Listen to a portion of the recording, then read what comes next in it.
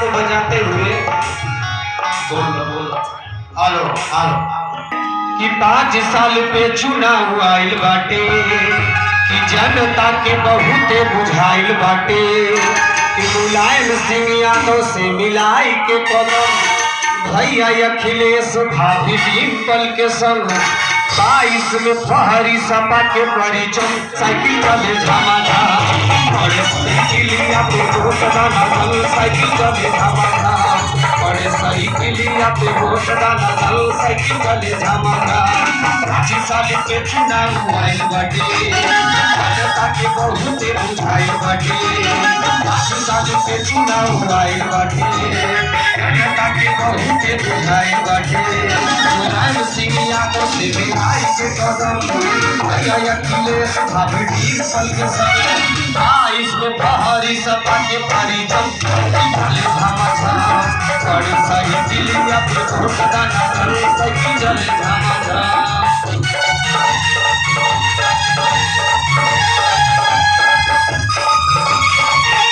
बहुते बुझाइल बाटे 5 साल पे चुनाव आइल बाटे जनता के बहुते बुझाइल बाटे।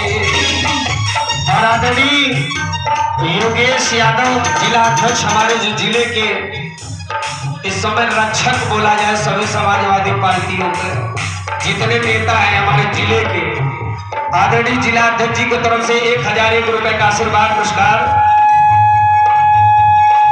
और आदरणीय हमारे गुरुजी श्यामलाल पाल जो कि आज हमारे पाल समाज के या उत्तर प्रदेश के एक अलग नाम है, एक अलग पहचान है। अभी कुछ दिन पहले मैं इनका एक कार्यक्रम किया हूँ और बड़ी भीड़ जितर कोनो जवाब ना इतना तो हम लागत हो कि कोनो प्रदेश के अध्यक्ष या कोनो नेता बढ़वा रहा हो जितना भीड़ नेताजी के कार्यक्रम में 501 रुपए का आशीर्वाद पुरस्कार गुरु जी की तरफ से श्यामलाल पाल गुरु जी की तरफ से।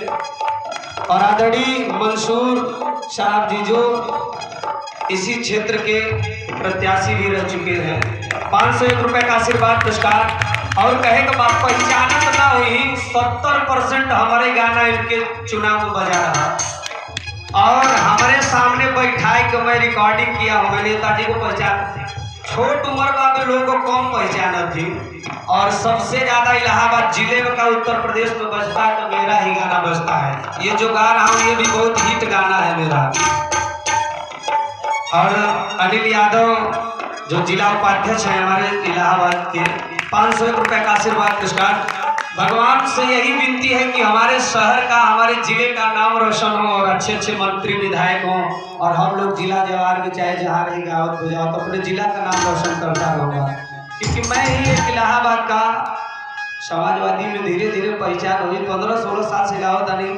अभी नेताजी खुद ही नहीं चिन्हत रहे क्योंकि सबका प्रचार मैं ही गाता हूँ। जितनी कैसेट बजती है शहर में मेरा ही बजता है और समाजवादी का कुछ ही कार्यक्रम पाता हूँ क्योंकि बहुत कलाकार हैं। मगर मैं ज़्यादातर बिहार भोजपुरी गाता हूँ, मैं फिल्म में गाता हूँ। इसके वजह से इधर का कार्यक्रम भी कम मिलता है, इसकी वजह से ज़्यादा बाहर रहता हूँ।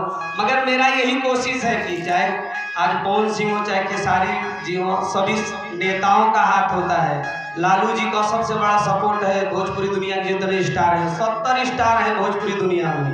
इलाहाबाद का कोई अभी तक स्टार नहीं है।